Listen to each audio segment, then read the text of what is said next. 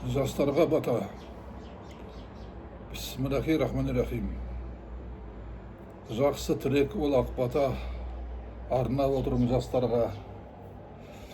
Мен батамды берейін, сөз маржанын төгейін. Бастарыңа Алла бақ берсін, дендеріңе саулық берсін, дастархандарыңа байлық берсін, ұрпақтарыңа ақыл, ой, сана өре берсін.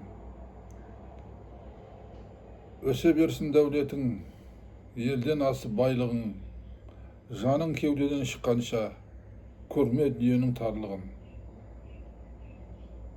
Ұзақ болып жастарың, аман болсын бастарың, қызығын көріп балалардың, ашық болсын аспаның.